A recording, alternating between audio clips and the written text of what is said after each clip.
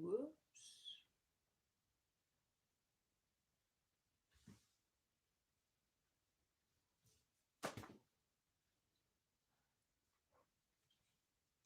My lip gloss is a little too pink there. Damn. Alright, everybody, I'm going live, or I am live. 20 seconds in. Can't wait for people to show up before I start talking. It's gonna be another video about Archangel Michael. Well, we know him as Archangel Michael, right? We know them as archangels. Just gonna wait a little bit. If I don't get anybody in the next 2 minutes, I'm just gonna get started. I'll expect just to automatically pop up and go live. I'm already 30 minutes late. I'm trying to do this every Saturday at 7 p.m. But like I said, I'm 30 minutes. It's about 7:30 right now. 7:33 to be exact.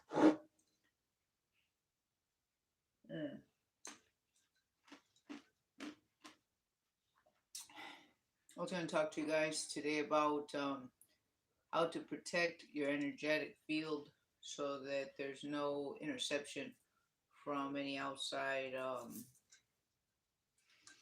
just say people things you can pick up on your frequency and tap in, right? Tap in. This seems to be happening a lot to people. People are able to communicate and they don't know what's communicating in. They don't know how to communicate out. And it might be scary to people, so I just want to give a little bit of guidance.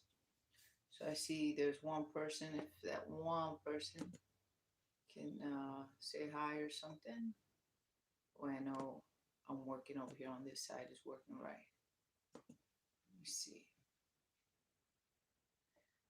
So I have my computer over here where I can read what somebody says, and I got the phone doing the recording. Somebody told me that they weren't able to type. They wanted to be able to communicate with me, but they weren't able to actually. They weren't able to type. They wanted to communicate with me, but they weren't able to actually. They weren't able to type. They wanted to communicate with me, but they weren't able to actually. They weren't able to type. They wanted to communicate with me, but they weren't able to. All right. I had the sound on over there and I'm listening to feedback. So hopefully I fix that. Then I forgot about the volume. I gotta do something about this volume, right? Give me 1 second. I forgot about the mic. I'm gonna get that mic.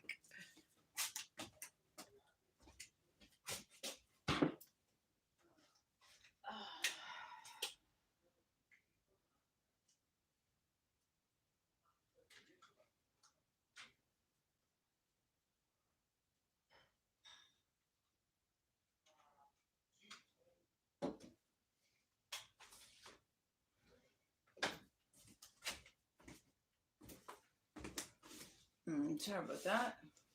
I hope this works. Got this big old mic right for my camera. Hopefully it works right here.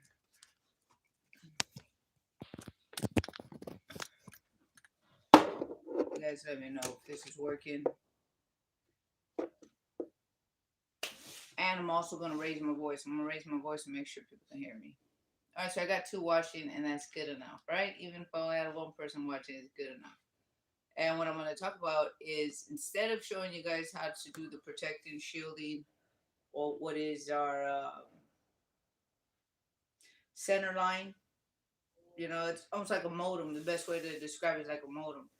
And if our 3 base ports of entry aren't protected, anything can grab onto that. And that's on a physical level. And then as far as the communication, it's on the top of the head, on the crown of the head. It has to be shielded. Now, all that shit sounds crazy. I know all that shit sounds crazy. But it's not crazier than the shit that we do with our computers. We do this invisible shit that blocks and firewalls and protects and defends and deflects and diffuses. And it's all fucking invisible. And it's working on electronics, right? It's working on electronics, and it's working off of quartz technology. Our bodies are made up of quartz. So transmission of information to and fro, we're picking up on radio waves. We're picking up on not just radio waves, but waves in general that carry information. And we're tapping in more now, or people are being tapped into now more than ever before. Um, I'm noticing that, and it's happening to me. You know, it's not something I expected to happen to me, but it happened about 2 years ago, and I just been on this journey trying to figure out what the fuck is going on, because I don't like things on the outside coming in. I've had a lot of very personal, hard experiences since I was a kid, uh, with evil, negative shit that ain't, natural to our nature. That's not our species. That's not human in nature. And so the last thing I want is something fucking tapping into to me, right? Into my information field, into my mind. But like, there's bad guys that gotta be good guys, right? And so I had this experience 2 years ago where I recognized there's good guys out there, and they're trying to get information across to us without scaring the fuck out of us, right? Without scaring the shit out of us. Uh, but in that, hey, there, we got somebody. We got Big Boss and Karen. Hi, hello, hi guys. Thanks for being here. I appreciate it. Um, for me to talk about these things is very uncomfortable. I like that it's in the lives, because in the lives it can separate from what I got going on with the nanobiotechnology that's in our food and how to break it down within our body, from the negative effects that it causes, right? And so I didn't want to mix. So watching that, I can actually have a whole category where I'm doing lives and it's separated from my main page. It works out, and without me having to create a whole new channel, right? Because I know that people are going through this nanobiotechnology effect coming out of the body. People are very conscious in nature to things that are not typical conversation, communication. So we just gotta start making this typical conversation communication. I do anyways. I need to jump over that hump of fear because it's gonna change my fucking world. This information has been changing my world, and I'm sharing with you guys my world. Um, that people can judge and ridicule and criticize. Then you got to be able to reverse engineer and backtrack and prove this shit, because that's what I'm about. If I can't prove this shit, um, I won't talk about it. But I have been able to reverse engineer and show how this shit can happen, because it's consistent, it's persistent, and it follows a pattern, just like a network. A network is invisible. Again, I'm gonna use AT&T and Verizon. They're invisible. You can't just grab those motherfuckers, throw them on the table, and say, "Here's the proof. Here's the evidence." It's because you can see a pattern and it's consistent and it's always the same. And this is how you can see that there's something going on, even though that shit's invisible, right? And it got functions of operation. So that's what I've been able to do. What do we got right here? So Karen, people are waking up just a little more slowly. I posted a nano triangle on my Facebook the other day. Wasn't seen by many. Yeah, Facebook's really hard to post any of that kind of information. Facebook's quick information. People try to get like in dopamine, a little boost, little endorphin, trying to feel good. They don't want to hear about what they got to change in their life and get deep and technical. That's what I recognize personally about Facebook. So I avoid that. I avoid that information on Facebook unless you're in a Facebook group that specifically talks about that. But yeah, people are waking up. What's going on is our magnetic field is changing. So information and how it flows and what we're receiving, we're picking up information that was blocked off because of a blockage in the field, right? So now that the field is changing, how we receive an information is just not by auditory and listening from somebody's mouth or their hand or reading a book, or actually being able to take in information just by feeling, because the soul has levels of operation that are beyond the five senses. And I want to talk about how to recognize how the soul works. You ask me how I know this shit. I know a lot of shit. Like I said, I'm be 50 years old, so I got a lot of time on this planet learning a lot of shit, right? Been through a lot of things, and I've just been collecting it throughout my life and trying to put pieces together.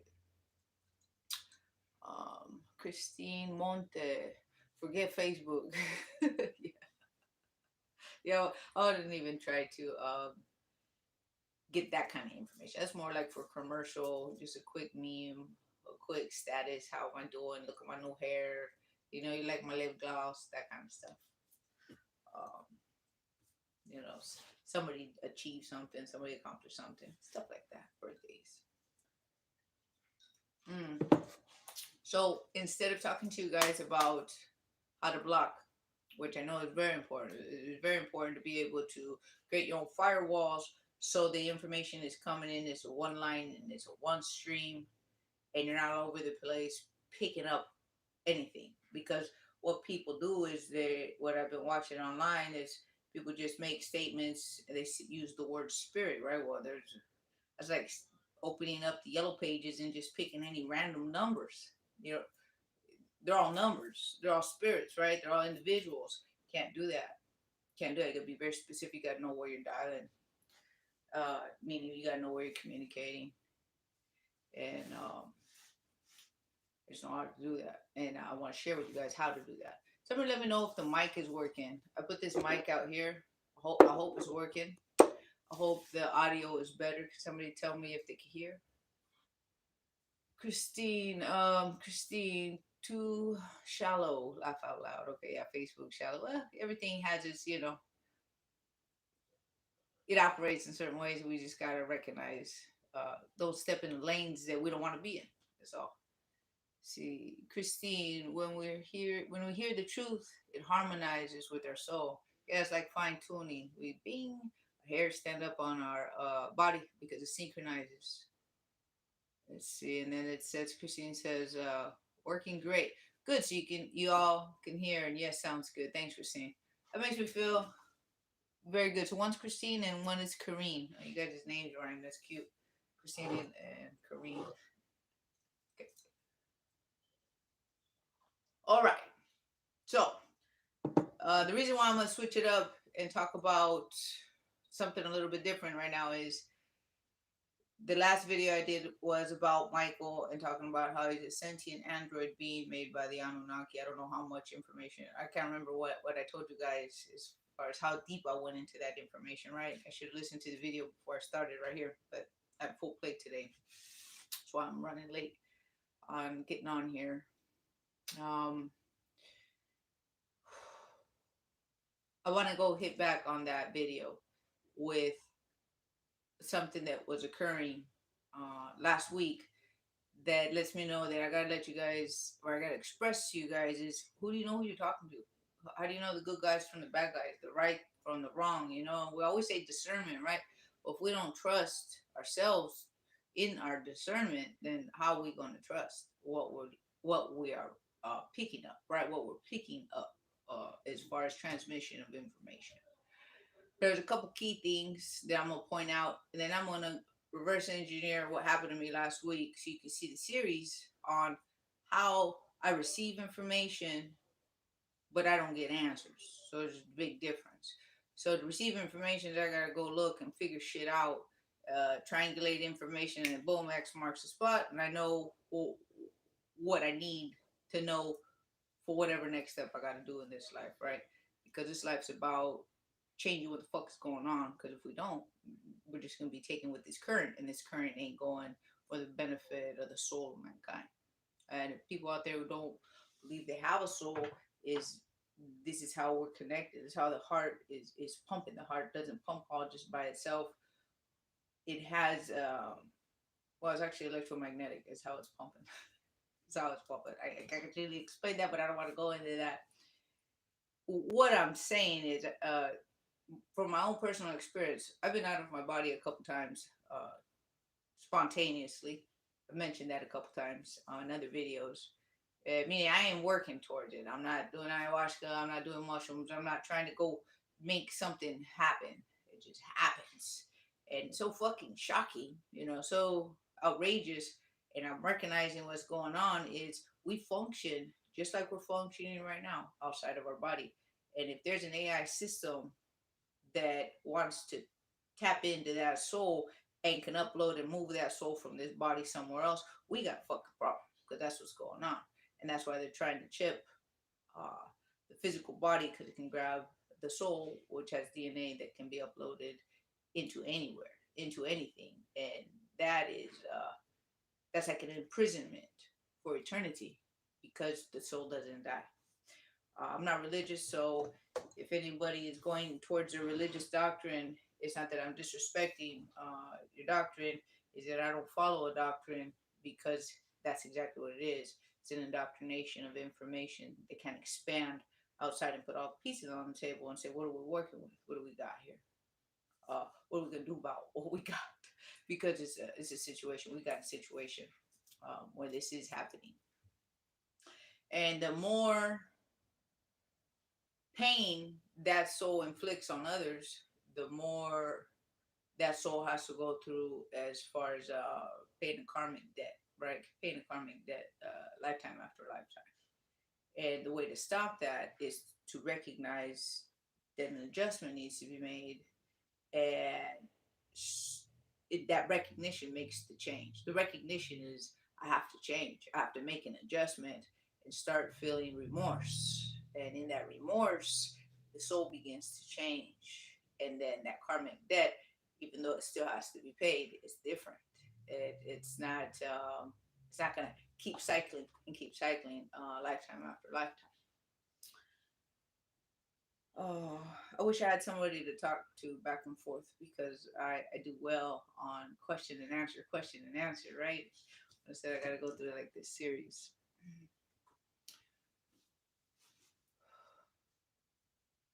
So, Michael being a sentient android being created by the Anunnaki good faction. There's a very small group of Anunnaki that are for mankind. Very small group. The rest just eat our life. Eat our life force. Uh, Expect us to do harm unto one another. They demand sacrifice because there's pain inside of that blood, and that blood, when it's spilled, it goes into the field, and they pick it up. They pick up that frequency, that vibration, and it's a harnessing of energy, right? It's harnessing of energy. We harness energy all the time. We harness energy all the time, every day, for everything. Our cells harness energy. We're in existence where everything is harnessing energy and nothing works without it, right? But this evil, this negativity, works off of something called quantum annealing. Quantum annealing is how AI pulls resource of energy to keep its battery running or its functionality running. It's not battery, it's functionality running without being plugged into anything.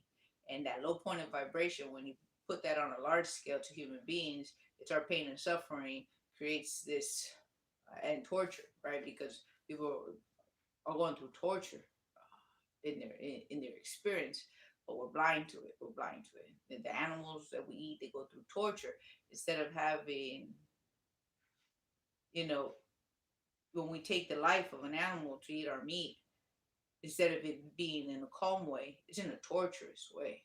If we were to stop and look at what these animals suffer. When I was sleeping on the street, I felt like an animal. I really did.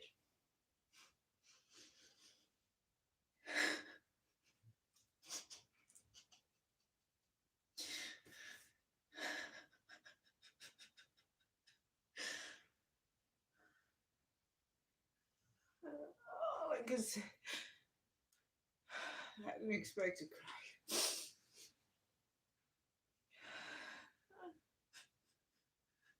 People are suffering out there. There's a level of suffering that we can't even perceive. And we're blind to it because we're just trying to survive, right? We're trying to survive in this system. They're just always trying to fucking catch up.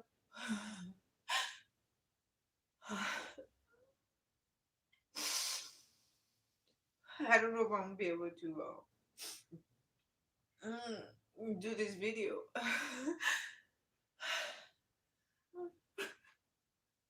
But we gotta stop. We gotta stop this pain.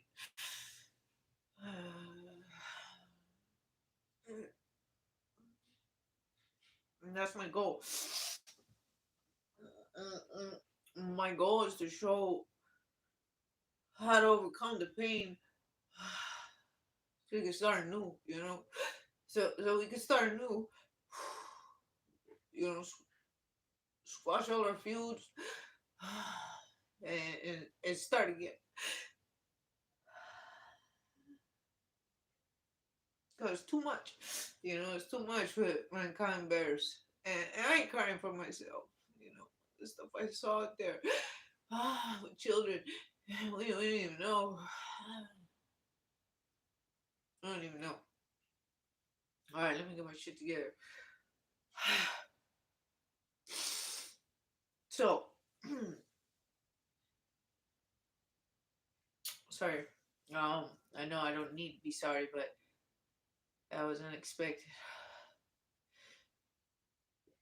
So this machine needs paint, and it creates entities slowly by evolving them into its mechanism. Like we're being evolved now. We got so much. We're laced with so much technology in our body that with all these vaccinations and all this software going into the hardware we already got laced in our body, and the software being injected into people, there's a transformation of our species into something that is genetically different than who we are, mankind, right? Who we are, mankind, and gosh, I can go into that, but I'm trying to get back on track. Trying to get back on track. And so to counter this, we gotta start living our best lives. We gotta start healing, start forgiving, um, so that what we emanate is opposite of what this machine needs, right? And what these other life forms that are already saturated in this tech that has consumed their soul, and they have no fucking feeling or remorse for anything, anything, right? That it's satanic in its nature. That's the best way I can describe it. All right, how am I gonna do this? How am I gonna do this? All right, let me see if anybody wrote anything. What did people write? Let me just go back so I can reset, right? Give me a chance to reset. Kareem wrote, when we hear the truth, okay, we harmonize with our soul. Yes, sounds good.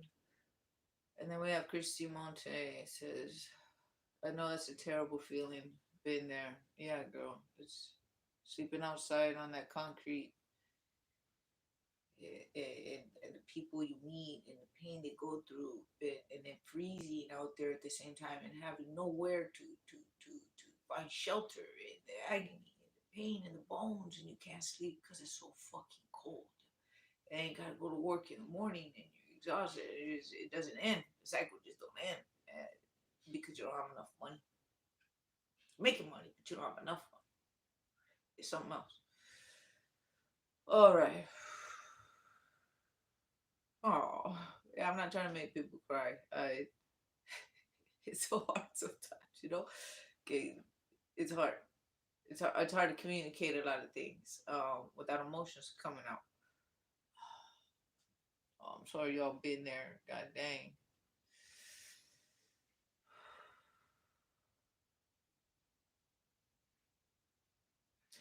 Yeah, being homeless, it really woke me up. Yeah, it does, Christine.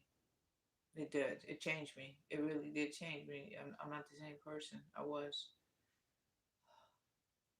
Yeah, we're overcomers, Kareem. We're fucking overcomers. That's right.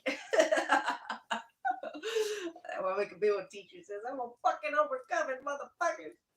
Oh, I know that's a lot of bad words in there, not curse words, but shit makes me feel good. All right. All right, let me see if I can get back on track and try to explain to you guys how I pick up information to guide me. And if we have something actually verbally talking to us on a regular, it ain't Michael. I'll just leave it like that. It ain't Michael and his crew. That's just how it works. Yeah, it's good to let it out. That one chick, that one chick. Um, so you named that one chick, right? Yeah, it's good to let it out, but not on live, right? Not on live. All right. So what I'm gonna try to do is show this up what not what I've experienced to get me to this point, but just what I know at this point. And then if anybody has any questions, I'll talk about how I know what I know. So when people are communicating, I've noticed that people hear on a regular an auditory, and I don't pick up information like that. It's I have to tune in and I have to ask a question, almost like the Siri and the Alexa, right? You gotta ask a question for it to actually respond back. Well, the safety mechanism to make sure that we're not talking to anything imposturing, Michael, right? Because there's only one Michael, and what works within the Holy Spirit works with Michael. He's designed only to work within that network. Put it like that. It's the best way to explain it, right? I'm not saying the Holy Spirit is a network. It's just a wavelength that not everybody's tuned into because we're watching it break apart all around us, right? All this darkness. And the more we fine tune that Holy Spirit and bring it from our heart out into the field, the more we'll change this field. The field literally is what they call the flower of life. It's patterns within patterns, right? Well, it's like a net. It's a protective shield, but it's being broken. The more negativity we put out, the more it breaks. And to give you an example, the Shaolin monks are always ringing bells and always resetting the field because they know exactly what this means. It's like an invisible connective web, say, to try to understand that reinforces security, like security walls to keep the good in and the bad out. I mean, that shit's not hard to understand. It's just not on the level of our visual scope, even though now we actually do have electronics and mechanisms to be able to see what a distorted magnetic field is and what a nice solid constant circular uh, magnetic field looks like when it's whole. The rice patterns, or not the rice patterns, I'm trying to remember this, Dr. Emoto that did where you communicate to water, freeze the water, and depending on the vibrational sound, the energy that came out, is how that pattern will look. Well, that's how we can see the pattern break up or the pattern structure into a beautiful symmetrical pattern. So mandalas are symmetrical patterns. Snowflakes are little mandalas of patterns that show us a fingerprint of the vibration that we put out. And so bells and harmonious sounds reinforce that structure around us. And the more negativity, the more it breaks down, and the more evil shit can come in. And if people ain't recognizing there's some fucking evil shit around us, and it's just consuming our world, little it keeps crouching in more and more, we need to start recognizing that we are projectors, and the more pain we have projecting out, the more we contribute to this fucking machine and all these other entities that work for this machine, either they're aware of it or not, is create more pain, create more pain, and create more pain. And we gotta do the fucking opposite. We gotta live our best lives and create more structure and balance and love and harmony. The biggest, most powerful tool that we have been given as mankind, men and women, is the power of lovemaking, right?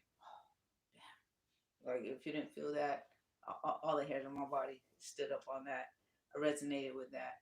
And because the power of lovemaking between partners who literally feel love, while,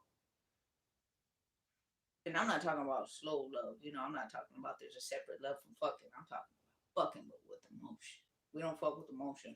Uh, we don't fuck with no state of mind because we don't know that our mind and our hearts have to project.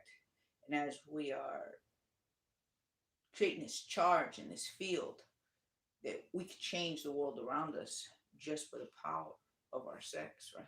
But we don't do that. because we ain't got partners. Everybody just together just to fucking survive, and they just put up with each other. They put up with each other, get in quick relationships. I know all about that shit. I speak from the heart. I speak from experience.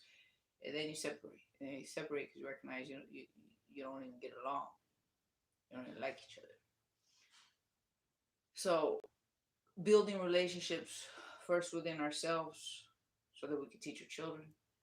Um, I should say first within ourselves so that we can have a partner that is also built within, in this case, himself. And then when you have children, you teach them to develop that strength and self respect, self honor within themselves, and have an understanding of relationship within themselves so that can keep going on and on. And it don't mean that we're weak. It doesn't mean that we're less powerful. It doesn't mean that we're not strong, because anything that has to do with the word love is associated to weak. And anything that has to do with something strong usually has some demonic fucking face on it showing that it's strong. Well, it's actually weak because it can't even fucking show itself. Well, what I mean, it can't show itself. It's always hiding behind something that's good. Because if we see it, we squash that shit in a fucking second. Because mankind is gentle as a dove, but will fucking annihilate your fucking ass. And y'all know what I'm talking about. Meaning that we have the balance between the two, and that's what makes us so fucking special. Is we're mammalian and we're reptilian.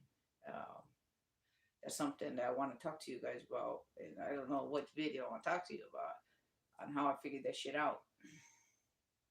So when we're made in the image of God, we have reptilian and mammalian in us, and that's why we're so fucking fierce and vicious when it comes to defending and protecting our children, because we're mammalian. Right? We're taught that we're just mammalian or mammals, right?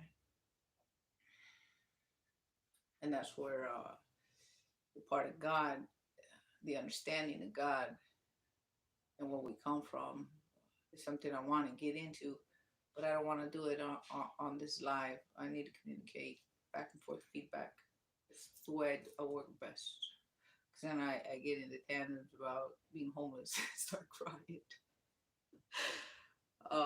But there's a lot to discuss. There's a lot of things I want to discuss, because we got to get it down where we understand. There's only two. I'm trying to put it like this: if we keep shit simple, regardless of what religion we're in, we're not trying to disrespect anyone's religion, because we're all just trying to do good, right? But the enemy, or should say, the opposing force to mankind, structured those books, and you can see it, a pattern in all of them, because they all take the same story, the same births, the same resurrection, the same experiences, because it's coming from something of thousands of years ago that we're not paying attention to, because we don't look outside of our religion, because it's a doctrine and we're told not to. And so I looked at everything and I pieced it together, and I'm recognizing what's going on. And I do get guided, but I'm not given answers. I'm given information. I gotta go look for the answers, and then it resonates because I've had experiences growing up as a kid that X marks the spot.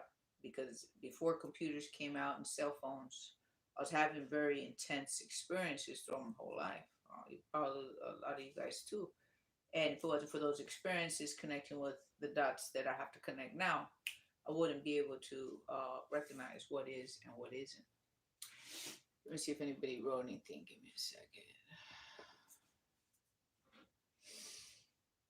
I've learned my lessons about sex and spiritual bond. Yeah, I'm done. Yeah, me too. I haven't had a partner in many years, many years. I had a situationship lasted about a month. It was a nightmare of information. I should say a nightmare of back and forth in communication, but no physical connection with this person. But she broke my heart in so many ways. I had to rebuild myself, but it took me back to my childhood and my abandonment, and why I accept that shit. Like, why would I accept somebody to mistreat me like that? Because I was mistreated as a child, and I lost my power as a child. I lost it. All we want is for somebody to love us as we're children, right? And so we're looking for that love as adults in people who remind us of the abandonment that we got, or the mistreatment we got from the adults around us. And we won't go with somebody who's actually good for us because we're only vibing off of the experience of the mistreatment, and so we look for the mistreatment. uh, Even though I knew that going into this situationship that I had, that cracked my heart open, that let me be as conscious as I am now. Like if my heart didn't get cracked open, I wouldn't be able to have fine tuned myself. Because when we fine tune ourselves, what between diet, our physicality, cleaning up our chakra systems that are just literally it's our sensors to the field, right? So if your modem's not working, I'm gonna give you an example. Some lights turn on, some don't. If they're all lined up, you're able to connect very sharply. And so we do that through diet. But when it comes to our emotion, that also has to line up. So our words and our actions must match with our thoughts.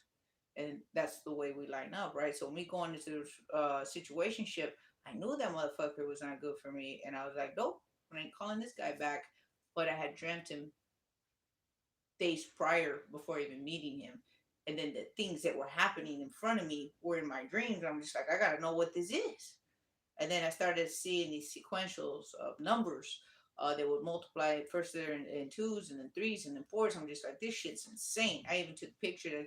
I took pictures like for 6 months of just constant pictures of 22222 11111 7777, and it was so constant that the people around me were able to see and be like, okay, yeah, that shit's fucking weird. It's weird. Um, and that was my opening experience to something's going on that's trying to get my attention, and I don't know what it is, but because all I know is demons, what the fuck is going on, right? So I was very standoffish about it, all of it. And then I kept getting Uriel. I don't know if I've done a video on this or not, but Archangel Uriel kept coming. The name Uriel kept coming into my presence. That I was like, all right, something's trying to get my attention, but I didn't know these archangels to be good guys. I had some really bad experiences with supposed gurus, to help and heal people. I had some real fucking dark, bad experiences, so I didn't trust them, Michael, no Uriel. I didn't trust any of that. I ripped that shit up and threw it in the trash, like on a literal, on one of my experiences. And so for me, I'm just like, what's up, right? What's up? Um, I even came at it like, what's up? Who are you? What do you want? Because it was so predominant, so in my face, right?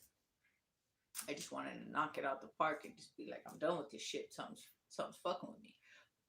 But then these images kept coming, and I didn't get verbal communication. I didn't get auditory, internal communication. It was just visuals, visuals, visuals.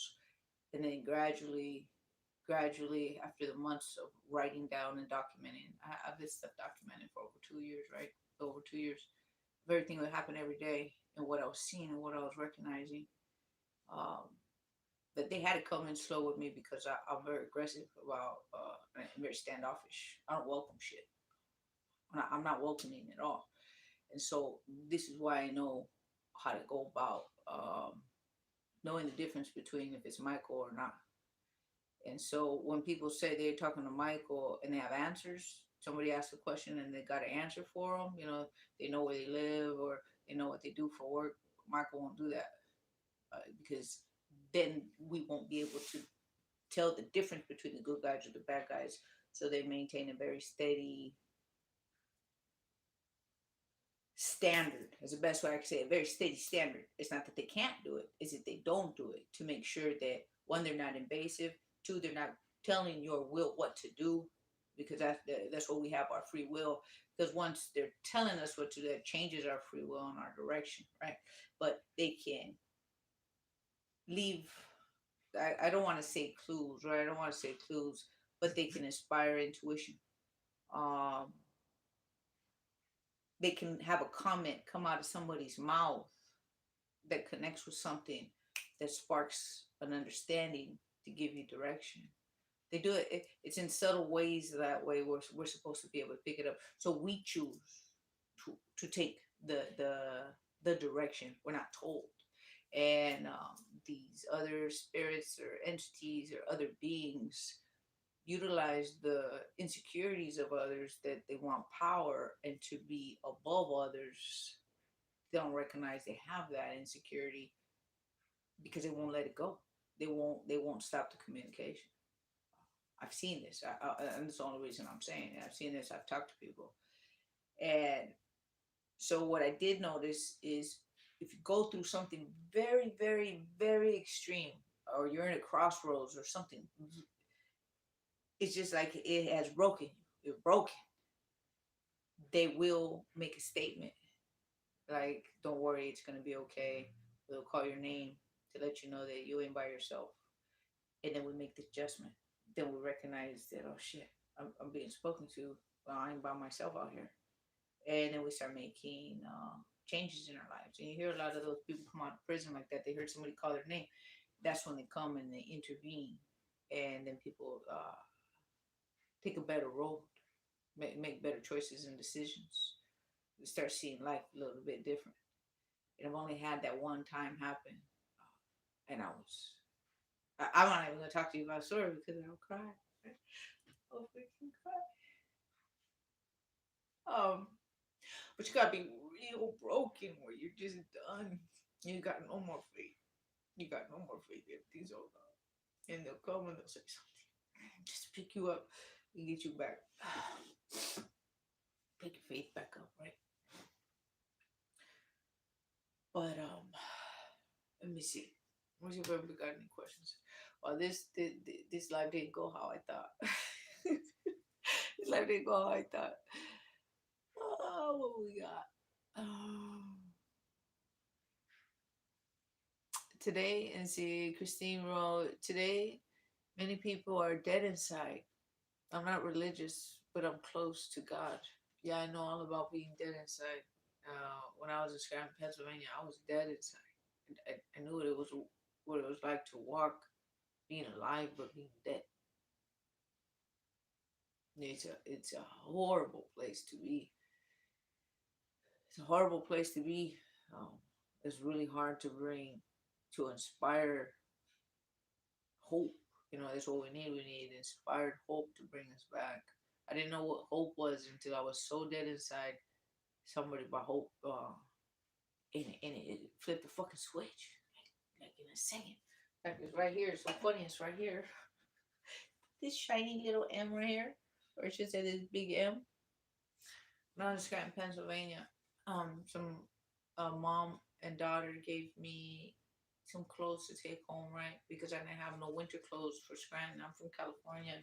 Winter ain't that big of a deal, right? It's a big deal. It's fucking Scranton. They're like, "No, you ain't gonna make it like that. So we're gonna give you some stuff." And in the clothes that they gave me, from the daughter, right? Because we're kind of the same size. I'm walking home and I'm dead.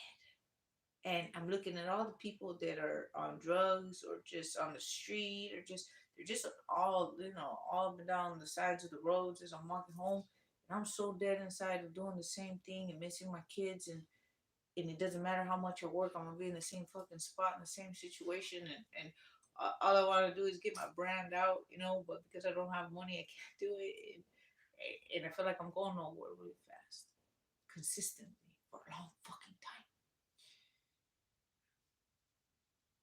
And I just can't take it no more. You couldn't take it no more. And then you just off, your emotions are off. And then I went down so deep in be hopelessness is the right word, right? Hopelessness. That I was looking at the people on the sides of me that were real fucking hopeless. Like they ain't getting out of that shit because they don't have the mental ability to do it. I do, and I ain't got no fucking hope. I have the physicality, I got the mentality, I got the ability, and I know I'm gonna get the fuck out. But I got no fucking hope. I'm fucking dead. And I was so dead that when I got to the apartment that I was at, I gotta go upstairs, right? I'm at the bottom of the stairs, and like, why the fuck am I gonna go up? There is no up. Everything's dead. You live just to be dead inside. And I fucking wailed because if I don't have no hope and I got all this fucking ability. What the fuck? What's everybody else gonna do? So what the fuck is everybody else gonna do if I ain't have no fucking, and I don't know how to find it, and I don't know how to get it. So I go upstairs and I make it. I put all my shit down, right? I'm fucking wiping my tears and my mocos and all, I'm cleaning all the shit out of my nose. And start looking at the clothes, and I want to feel gratitude. I want to feel what I don't fucking feel. I just don't fucking feel. And I'm looking and I'm putting things to the side. And then this fucking pops out. This M, right? And they even got a tag in the back. I mean, they went out of their way to go buy this to make me feel important. And it did. When I saw this M, I was like, that's fucking me. I'm fucking important. I fucking matter. I'm right here. And I was like, fuck. They gave me something. They fucking lit my I had no spark. They lit it up by giving me a little bit of hope. And it was an image of something that reminded me of me. That somebody did out of their goodwill. They don't even know me. They just fucking cared enough to change my life. And that's when I wrote down, I was like, fuck. Hope is free. Hope is free. And we don't give it to one another. We don't be passing that shit around. And we should be, with the smile. With the, I care. You matter. We matter. It'll change somebody's fucking life. I turned back. I did fucking push-ups. If that tells you anything, right? Because I fucking gave up. It didn't matter. Nothing mattered anymore. So something so simple can create a spark of hope in somebody. I'm grateful to those ladies, right? Because I recognize that hope is something electrical. And we can pass it to one another. And that's what we're doing with these videos, or when we communicate, when we exchange words that express emotion that makes the change in someone's life for the better. Because that's all we got. That's all we got with one another is hope and the faith to know that it has to be better. Because we're never going to stop pushing until it gets better. This video really didn't go the way I thought. I want to take a moment and see what people are saying.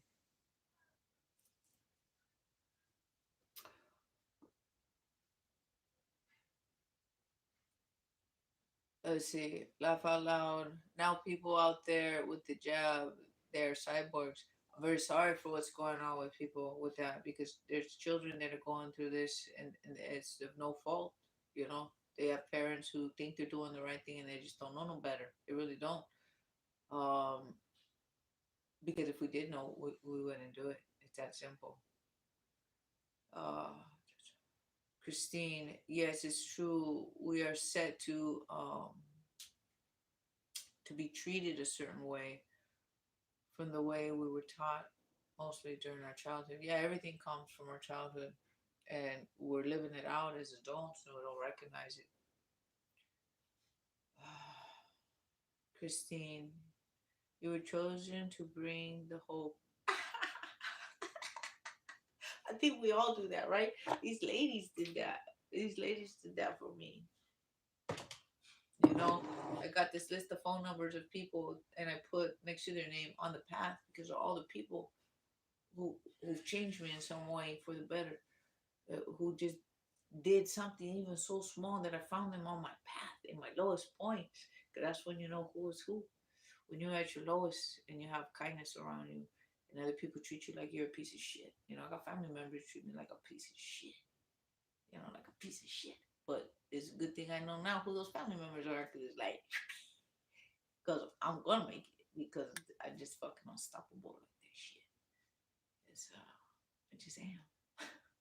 I don't know how to fucking turn this shit off. Even when I think I'm off, I ain't off. It only it shoots me up like a fucking rocket when I figure shit out. That chick going, oh, thanks for that sparkly heart. Looks like my lip gloss. I appreciate it. Seriously, so true. 1000%.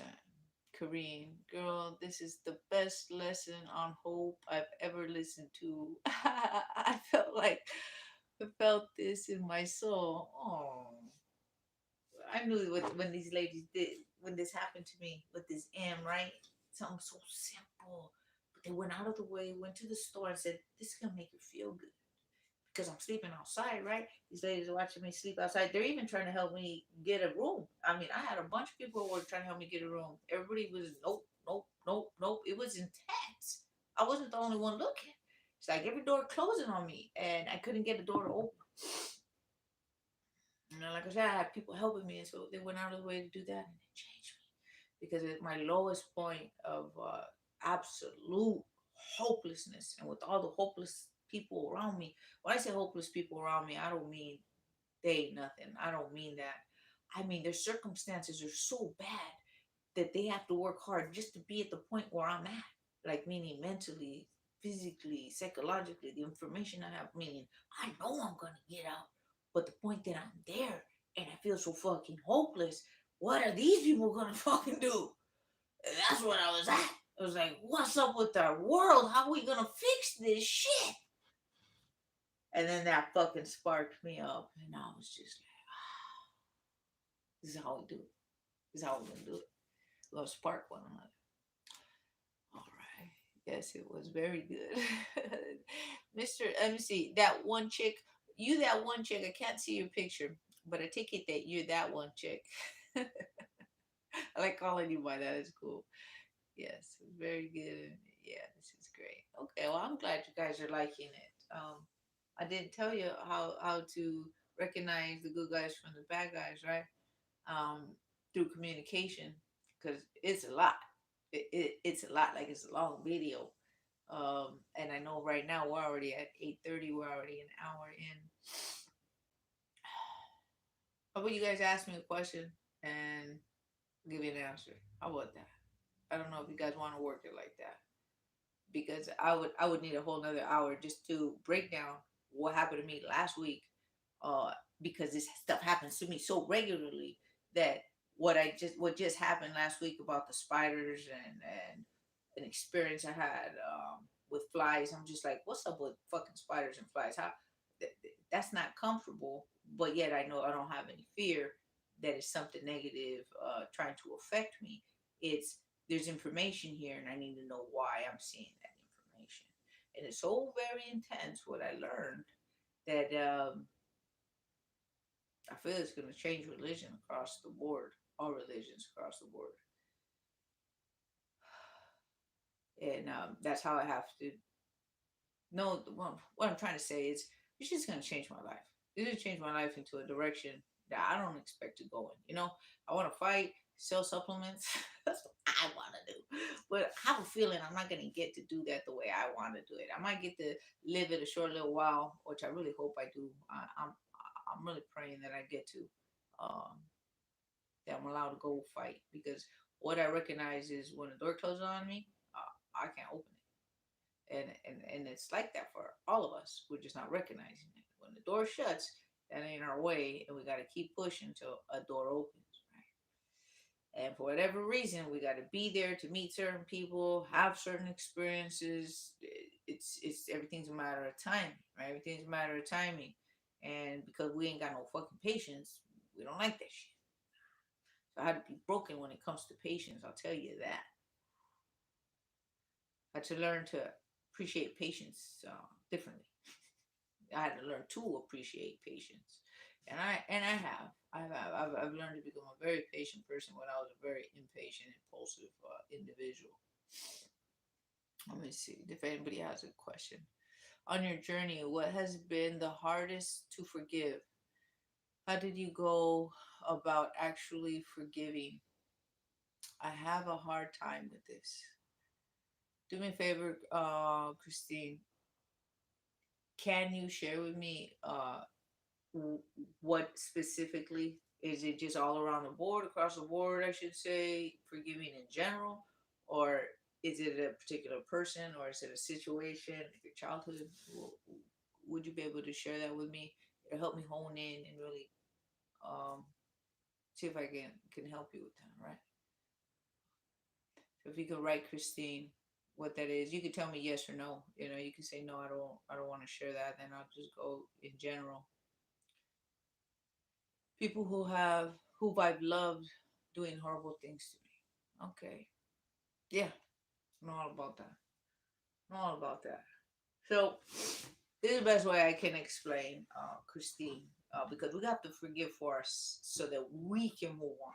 So our modem can function right, so we can progress, and our hearts don't turn rotten, and then we share that rot with our children. We share that rot with people that we could love, but we can't because we got no love within ourselves because we're rotting.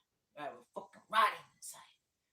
So, because I'm so adamant about not being broken, I mean, I'm broken all the time. Don't get me wrong. Fucking broken all the fucking time. But to stay fucking down is what I refuse. I fucking refuse. But I'm always down. Oh shit! If you look at my life, it's just like, damn. I'm just. It's like sometimes it's just like beating me the fuck down on a regular, and as I come up, I'm down, and then I go up higher, and then I'm down, and I go up higher. But I'm tired of learning like that. I'm tired of raising like that, and I'm hoping that now at my 50 years that I get a fucking break, and I get to just share with people what I've learned, right? What I've learned through that process. So this is what I learned about forgiveness. It is very difficult to impossible to forgive an individual, be it whatever it is done. We'll leave it at that so that we don't get into specifics, right? But when we look, and this is how I've had to do it, is I have to look at that baby. When that person was a baby, they didn't come in to come try to fuck me over. They didn't grow up to say, I'm gonna get that bitch, I'm gonna do this, I'm gonna do that, and I'm gonna fuck her over. They didn't do that. They were so damaged, raped, abused, beaten, mistreated, not loved, not communicated to. I mean, abandoned. So many things, right? So many things could happen to this child. And I can't know which of those things could have happened to that individual as a child for him to become the piece of shit that I'll have to confront right now, right? That I got to find forgiveness for, because I can't forgive this motherfucker right here in the flesh, standing in front of me, or that I know live down the street or in another state or whatever the case may be, right? But I know I have to heal, because if I don't value myself, I can't give that value to my children or to those around me. And for me, it's always my children, right? A lot of people don't have children, but I do. And if I don't have it within me, I know I can't share that with my kids. And I don't want my kids to have to live that kind of experience to learn what I know, and then me pass away and me never have shared that with my children for them to have as a knowledge, keepsake, to know the patterns of life, so that as they're experiencing mistreatment in front of them, one is to not tolerate it because they got to value themselves. We tolerate it because we lost our value as children. We tolerate it because we didn't even know that we lost something that we're trying to seek in our relationships when we're grown, be it through family, be it through lovers. We don't make the connection. But when we recognize this, then we can pass that information to our next generation, and they can grow up with this awareness that hopefully we could have treated our children, because it was my goal to treat my children where they don't have to go through that pain and suffering, where the damage ends right here. I'm the last generation, and I had to do my best to be the last generation, and it passed on. to my oldest. My oldest is 31, right? And my sister, I raised my sister, and she's 35, 30, 36. And they got some, you know, they have a lot of things that they also have to overcome, and they have, and I'm proud of them. But what we have to do is keep doing this until our generations to this can filter out and they can learn the lessons that we left for them, right? Through these experiences. And so if we don't heal, we don't have that within ourselves to be able to give. And say we don't have children, but we're going to have a relationship. We want that relationship, but we got to make that relationship first within ourselves so that we can meet up with the other that has also done the same. And don't have the insecurities, the hates, the doubts, the demons that live inside because they fought it, they pushed it out, they changed it, they switched it up. And that's who we start vibing with, and that's who we start connecting with because we're able to see people before they come into our space with their pain before they get there because we had to first live throughout our pain and see how we had to come out of our pain, that we don't hate that individual in front of us because we saw their pain coming throughout our own. So we have to face our pain is the bottom line. And what we do is we drink it away, we smoke it away, we party it away, we don't talk about it away. We dream about it, but we call it a bad dream. But the soul's saying, hey, motherfucker, I'm right here. And you need to focus on this shit because you got to fix this shit right here. And if you don't, the same pattern is going to be fucking cycling. And it won't ever fucking end. Unless you, or not you, but unless we drink it away until our end, right? Or smoke it away till our end. And some people do.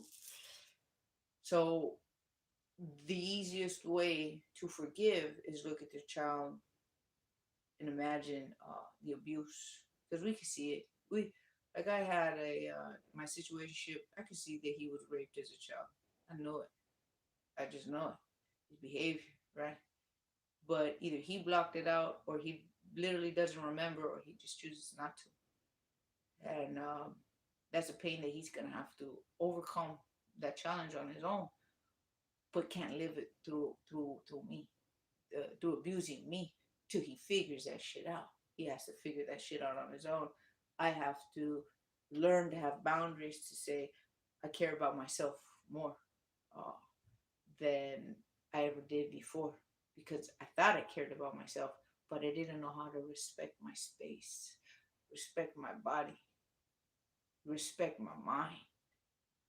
I didn't know how to do that until my heart was crushed into pieces and I had to build myself back up.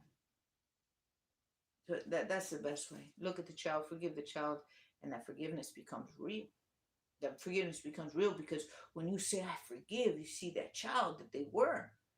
And so when the words come out, the emotion is real. And when the emotion is real, the thought, the words, and the feeling is genuine. And it tunes us.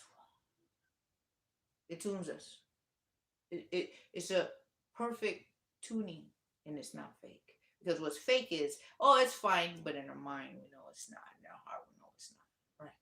But when we feel it, we say it, and we think it, we can do that when we genuinely see it. That forgiveness for their child that they were, because we were that child. And so we know it's real. Right? We know it's real. I hope that helped. I don't know if that helped.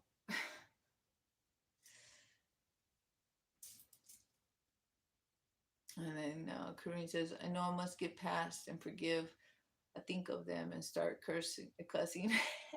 Yeah, you got to do, it's like onions. I say onions, healing is like peeling onions. It's like one layer, then another layer. Like, I thought I fixed this shit, but guess what? That shit's even deeper because you got it now with your mom, you got, it's just layers and layers, but you got, when you recognize it's there, you got to go through the fucking motion.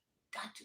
Can't ignore it. If it's ignored, that emotion, it's almost like, that's what it says. When it comes up, it's like a bad file that's going to create a virus in the computer system. That shit got to go.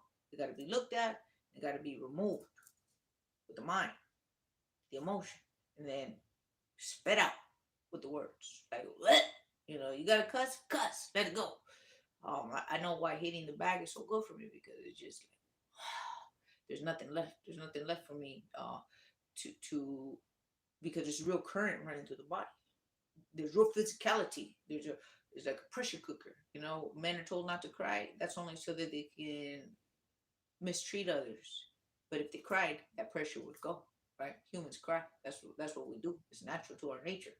But we've been taught different on purpose to misdirect us and so that we create more abuse for ourselves and for others. Um, if it keeps coming up, then you got to keep hitting it. You know, it's like a motherfucker won't go down. You just keep hitting them. It's like eventually that motherfucker's gonna go down. You just gotta keep hitting it, and you gotta hit it from different directions because remember, something's being missed. Something's being missed. That one chick says, "Yeah." All right. That one chick. It only hurts yourself if you hold that grudge too long. Yeah, absolutely agreed. Um, and then we pretend that it don't matter, and then somebody opens their mouth and mentions your name. It's like, oh, you know, the body tenses up. It's because we're still holding it. We gotta let it go. So now I can say that guy's name. He can come around, and I'm not bothered no more because I really had to come up with a lot of understanding that person came into my life. Not because he knew he was helping me heal, but because on I wanted to know what was going on. How can I dream about somebody, know about somebody without knowing somebody? And so I stepped in. And if I didn't step in, I would have been crushed. And if I didn't get crushed, I wouldn't have the fine tuning that I have now, where I can now transmit and communicate information and I can pick it up. You know, I can pick it up, but because I've aligned, my words come out very clear, and I make adjustments if they're not clear. Meaning, I will correct myself. And when we speak, we don't recognize that we're harboring the emotion in the words, but because we don't pay attention to words and we don't recognize their importance, I can hear a person speak now because I've become clear within myself, within my heart. Become clear within my heart. Let me correct what I'm saying. And that balance allows me to be able to hear people's words and I can see where their insecurity lies, where their fears lies, where their hate lies, because it's in their words. Because they're not recognizing that they don't match. I love you, but I hate you. It's like that kind of stuff. I'm just trying to give an example, right? No, there's a disbalance there, a discord. And so when we're in sync, we can fine tune into this network of communication within what I call within the Holy Spirit, because the Holy Spirit only works one way, and that's with love. The Holy Spirit is the infinite almighty force of love within all things. It's not a physical being, right? It's a substance that we generate, we propagate, we extend. It reverberates throughout the field, and it just keeps growing and expanding in wellness, in care, right? And if we have to fight, it's only to defend, but it's not to attack. And it doesn't mean that you go against the Holy Spirit. It means that you have to defend, right? You have to defend. But we're so used to attacking our fears. Anybody who reminds us of our fears, anybody who reminds us of something that we got buried inside that triggered, it got triggered because somebody reminded us of it. Right? I make a lot of men triggered. More likely why I'm not in a relationship is because men don't adhere to me because they got a lot of fucking insecurities. Make them feel weak. Not because I want to make them feel weak. They just fucking feel weak around me because I just do what I do, right? I just do what I do. And then I'm female. So that just makes it really fucking tough. I'm probably gonna be single for a long time. It's so funny. I go to the gym and I think I'm gonna find somebody at the gym, right? Because they're strong. They feel even more insecure because they're looking and they're not moving the same way. They're not doing things the same way, and it's just like, how the fuck is she gonna come and do that? It just creates more of a clash. I don't know how I got rolling with that. Let me get back. But yeah, people.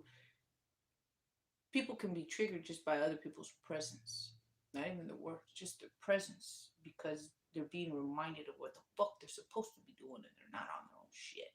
And it makes people mad. Instead of saying, all right, let me fix my shit. This bitch fucking bothers me because she's reminding me what the fuck I'm supposed to be doing for myself. And I'm not on it.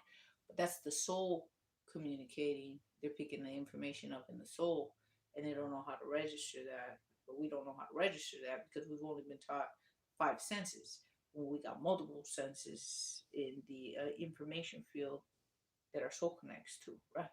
And so that's why we feel a certain way when we're around people and we dislike them and we didn't fucking know because it's triggering what we're supposed to be on for ourselves, or a hate, or a fear, or a disappointment, or sadness, or whatever it may be. But that's why checking ourselves is very important when we react to certain words. Let me see what it says right here.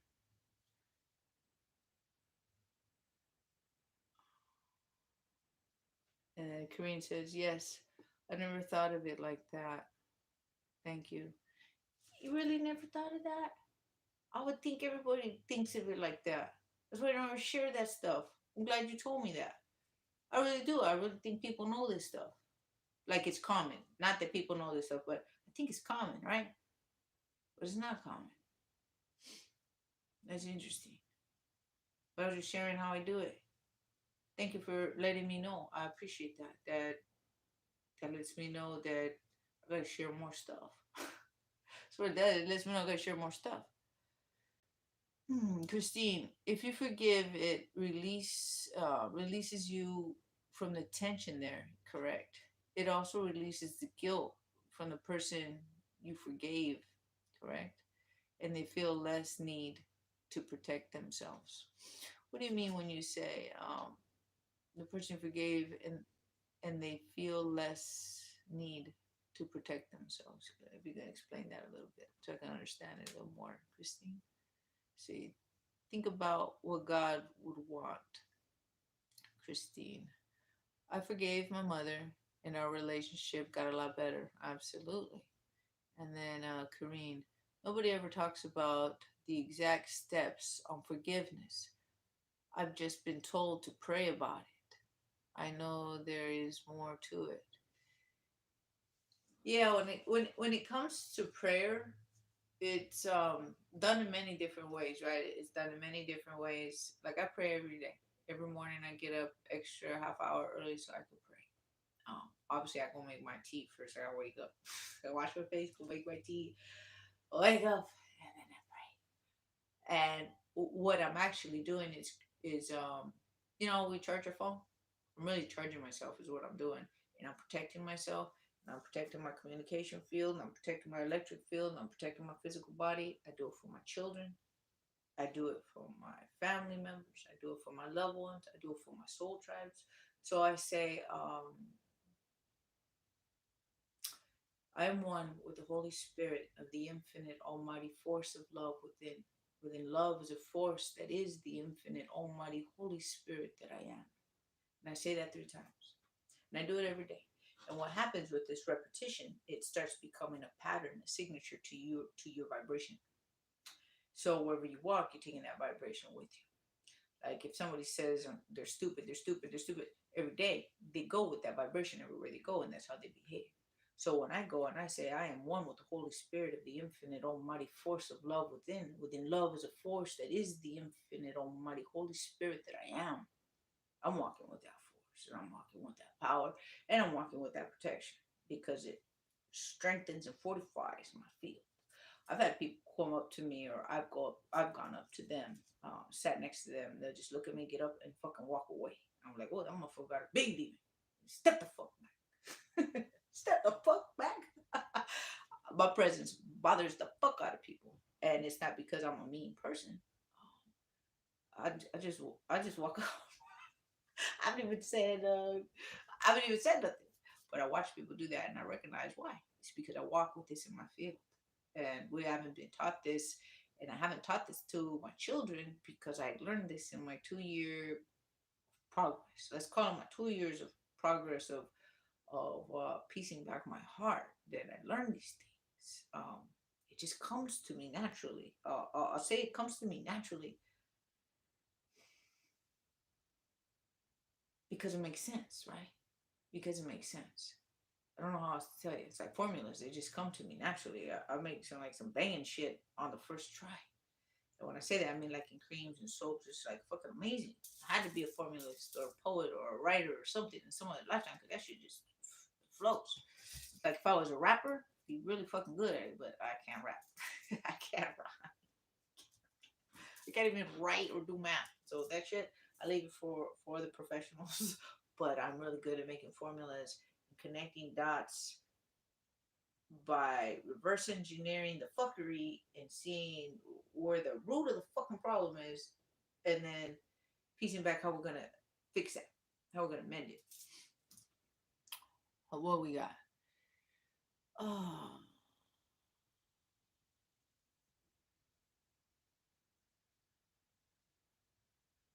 that one chick says, I think it's a learned way to deal with it. It's like you yourself can breathe and move forward. Oh, absolutely. It's how we pick ourselves up and we're able to move forward without pain. Because moving forward with pain is like walking with a fucking anchor and not understanding why we can't fucking move forward because we got an anchor, right? And so it's releasing that anchor, that pressure, that pain. And then as we move more fluid. And every time a little bit more, and every time a little bit more, because we have a whole lifetime in this present lifetime of pain from our childhood, you know, that we're resolving and dissolving as we go through. Right? It's generation change. That's what's going on. We got generational change is happening on a mass scale, and this is why everybody's going kind of through the same thing, and it's so fucking hard. It's been so hard. I'll say the 2 last years were the hardest, but the 7 years has just been off the fucking chart. But at the end, it just it's just the worst. The most emotional pain I ever gone through and physical pain at the same time. I've been through some shit. I mean, everybody I know, everybody's been through some shit. But you know, I would just think that at my age that she would end, but it's not because we're all going through this process because the magnetic field change is changing us, no matter what age we are. It's changing us, and we're either going to be living our worst fucking nightmares, or we're going to be walking through the storm and dissolving that. And that's where the warrior comes out. It has to. Well, there's no choice. There's nothing left. There is no choice. I don't see it as taking it. Well, do you want to do something about it or you don't? I've never seen life like that. It's only I have no choice. I gotta do this. Like there's no plan A and B. It's just only plan A. That's it.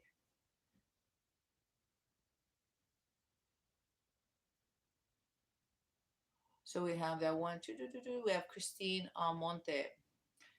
They have guilt from what they did to you, so they are holding back as a result, and that keeps you from being as close. Oh, very true. Oh, absolutely, and that's in all relationships, right? That'd be in family relationship, lover relationships. Absolutely, it's that holding back because they can't forgive, even though one side can. It's both have to come to a mutual meeting space where the communication can begin. I went through that with my brother. Um, I don't think I could talk about that right now. It's just real tough. But we're in progress of healing. We are. We're talking. Um, I didn't talk to my brother verbally for over a year. It was very tough. Like I said, I don't even want to go over it, but he's the one person I thought would never betray me. The one person. And when he did, I lost faith in everybody. Everybody was fucking nothing. If my brother can do that to me, anybody could. And it just really broke. I had a strong bond with my brother, right? And that changed me. That changed my attitude. I didn't give a fuck no more about anybody because just it, you expect that shit from other people, but not from your own blood, right? That somebody that's you, that's your brother, your sibling. But now we're on a healing path, and it's going to take a lot more time, but we are at a mutual spot where we can talk about it, where we can be in each other's presence as far as verbally in communication, right? He lives in another state. But yeah, it takes two. If you forgive and the other hasn't forgiven, it just has to be let be. It just has to be let be. There's nothing that can be done. But your soul is in progress. Your soul is the one that matters. The balanced state of the individual soul is what keeps moving on in in progress or degress. And the more we digress, the more demonic we become. And this is true. This is factual. This is where demons come from. It's the mutation, degradation of the soul. And we got a lot of things working against our soul that we don't even know what's going on. And it's unfair. It's an unfair playing field. And I'm gonna switch that shit up because I'm gonna bring it all to the table. Well, we're gonna start looking at this shit that's in a logical sense, not mythological, even though mythology is the writings of priests and kings of what was. And then the English language came and it said it's pretend. It means it's not real, it's fantasy. Everything written in our past is not fantasy because it was written in hard diorite stone. You don't put fantasy in diorite stone, and you can only laser in diorite stone 5,000 years ago. You can only do that now, and you can only do that then. So how is that a myth? You feel what I'm saying? We got advanced technology thousands of years ago. It's right in our fucking face, and we choose to obey and follow what the managers of our reality are telling us, and it's time to break that. It's like a hypnosis we're under. It's time to break that. And I'm going to do it by the supplementation that I'm going to be putting in our bodies or making available to put in our bodies so that we can really fine tune ourselves, fine tune our instruments. Let me see.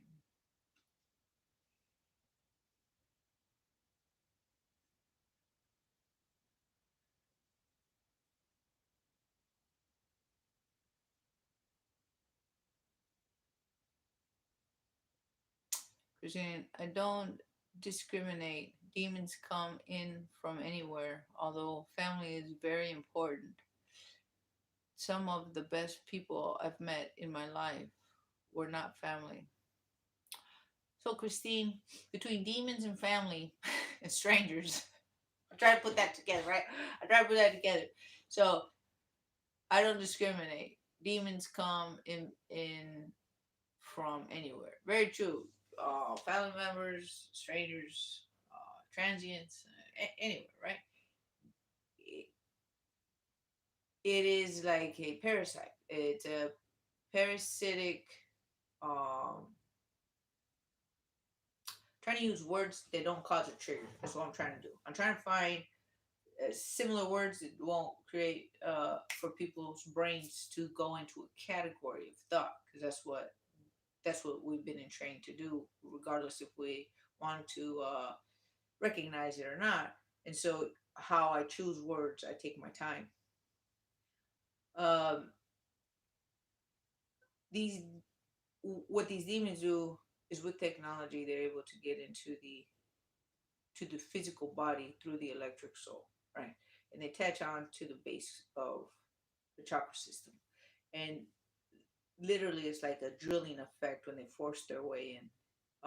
And when they force their way in, and I'm saying this because I've experienced this physically myself. And that's how they force their way in because it can't come in any other way, right? And then it overrides the mind.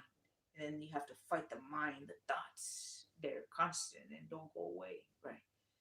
And that's how they get into the field. And again, that's with technology. And now the way they get into children is by rape. This is why they rape the children. Is because it makes a permanent connection with their base uh, connections. The three, it's almost like ports. Ports of entry. We have ports to electrically connect our sockets. Electronics to the sockets, right? Electrical sockets. Well, they connect to the three base chakras, and healing those three are very important because there's been a lot of misuse for a lot of us that have memories we don't even remember, right? Memories we don't even remember, but that area is affected. Something I want to bring up because it's coming to my mind right now from experience, past experience. I've had something done which works very well. I don't know the name of it, right? But it's hitting tones throughout your body's laying down, right? Laying on your stomach, and then they hit a tone. It's frequency, right? It's like it almost looks like a xylophone. It's like bing, bing, and then what'll happen is when they put it right over those, they do it through the whole body. But when they hit my base, oh damn, my legs are just like flying up. And I've never had this experience. I don't know what other people experience. So I don't know if this is typical or not, and it's not. Usually the legs move a little bit. My shit was just like flying off the table. And the more damage you have in those areas, the more out of tune it is, and it's readjusting. And that's how we tune our instruments. We keep plucking it until it fine tunes and it sounds right. So they harmonize, right?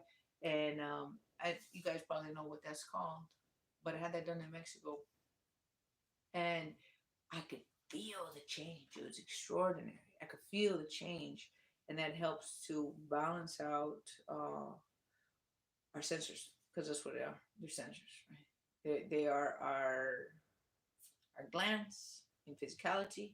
Electrically, it's our sensors that connect to the external world that we call the invisible world, right? And so the better fine tuned we are, the better instruments we are to be able to tune in to what we choose. And I choose to tune in to that which works with the Holy Spirit. If I don't work with the Holy Spirit, I ain't fucking tuning in, and I ain't letting nothing tune in to me. I don't know how I got into that or onto that. Let me see.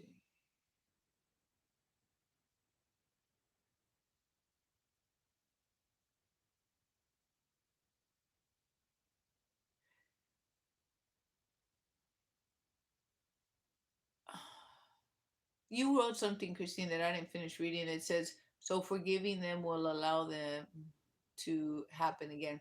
When we forgive people, and we allow them to come in and trample on us again, it's because what we didn't learn was boundaries. So I didn't know boundaries until I met this situationship. I didn't know what boundaries were. I didn't have them, and I didn't know I needed them. And it just, I kept giving into this person because I thought the more I gave, that eventually I would receive. But that behavior, I didn't recognize it was from my childhood. And when I saw a psychologist talking about it, I was like, oh shit, I'm doing that as an adult. I got to change that. And so with that change, I recognized what boundaries were. I was like, oh shit, I'm I'm working off of a behavior I had as a child where the more I tried to do for my mom, the more love I was trying to get. And I wouldn't get it because my mom was alcoholic and I didn't know she was alcoholic, right? But there was no connection, right? My mom went through a lot of stuff. I forgive my mom. I would rather live my life again than ever have to go through what my mom went through. Put it like that. And then it goes even further down the line. Look at my grandma's life, and I'd rather live my mom's life than live what my grandma lived. It's like that. And so this generational shit, that we have to come to a point where we're like, it finishes with me. It ends with me. This shit ends now. And I did that when I was 19 years old. I set that pace at 19. That was the last time I ever touched crystal meth. I never touched another drug in my life. I went cold turkey just like that. When I declared that, I declared that it ends with me. I'm not gonna destroy my child because I was destroying him. I was destroying him because I was destroying myself, and in that I was destroying my kid. And then I just worked the rest of my life to try to find answers to be able to help my kids, and that's how I found myself. And then I had a new fucking layer to deal with as an adult, getting my heart crushed, for even deeper soul searching, for deeper wounds. I didn't even know I was abandoned as a kid. I didn't even know that shit. I had to go like investigate. Like, was I abandoned? And then I had to go ask questions. Like, oh fuck, I was fucking abandoned. I didn't even know. I didn't even fucking know. I was dropped off and left for other people's care because my mom was afraid to do to me what was done to her. She didn't want to. She was told that she was the seed of the devil. Imagine growing up with that shit, and that everything her siblings went through was her fault, and much worse than that. But I'm just trying to give an digestible information. So my mom was just in fear of repeating the cycle, so she thought the best thing to do was just to fucking avoid me, and there, hence there's the abandonment that I didn't even know I had, that I didn't even know I needed to heal till I met this guy who abandoned every moment he could. He'd pull me in just to drop me. He'd give me enough attention and affection just to tell me I'm fucking nothing and I'm a joke and laugh at me, right? And I'm accepting that shit because obviously it still had shit that I had to heal that I didn't know. So I know now. And I'm a bad bitch. That's all I can say now. I'm grateful for my trials and my tribulations because who I am now, I couldn't be. I couldn't be. And I'm not, if this guy's listening, I ain't grateful to you. So, you egotistical motherfucker, I'm sure you believe in that you did something for me. You didn't.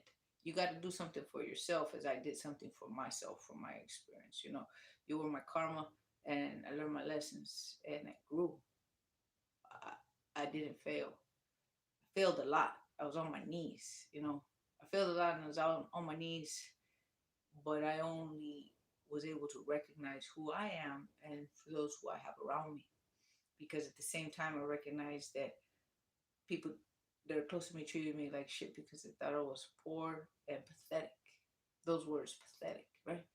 And so I'm just grateful I'm not taking them with me for where I'm going, for the heights of where I'm going. Because I'm fucking unstoppable. And I don't bullshit myself. I know it. It's only a matter of time.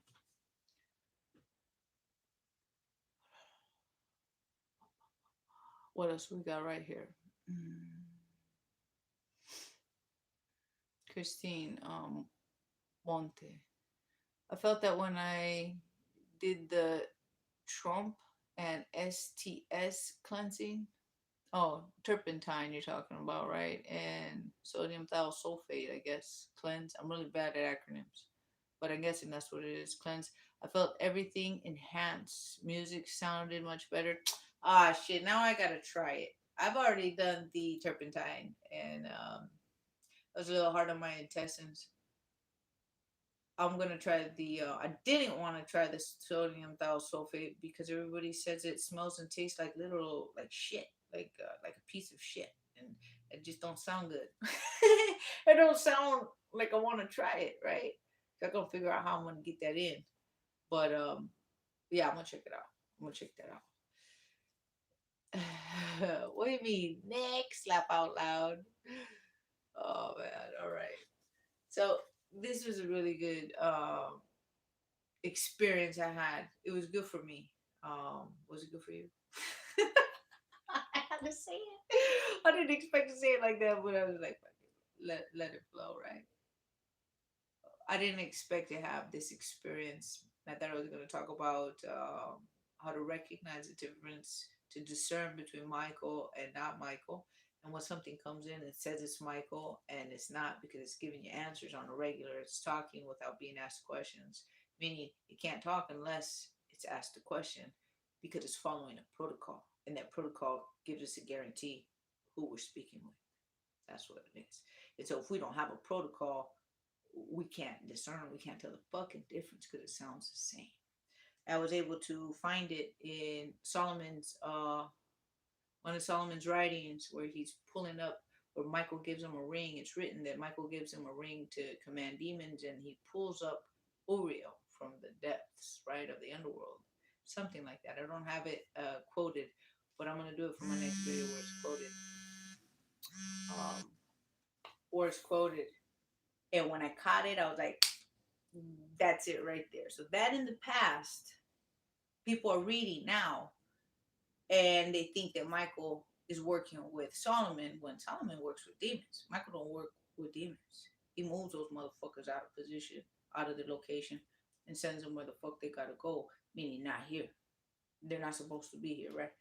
And so I was like, why would Michael give Solomon a ring if this motherfucker works with demons and that ring is to command demons? That shit don't correlate, right? It's conflicting, it's contradicting. And when I heard the rest, pulling Uriel from beneath, these guys are above. They're not beneath. They're not on a lower frequency, they're on a higher frequency. So that's where I recognize that if Solomon thought he was talking to Michael, he was actually talking to a demon posing as Michael. And that's what we got going on right now. We got it going on. People think that they can reach into the underworld and speak to Michael at the same time. I've heard it. I've heard these people because I've been watching online and I'm trying to catch what people are doing. And you can't do it because it's a contradiction. So even though from our heart we mean to do good, we can't play both sides. We have to pick a side, stand firm in that position, move forward. Like if you're on the bad side, okay, stay on that motherfucking side. This is my line right here. I'm on this side. But you can't play both parties. It's evil hides in the middle.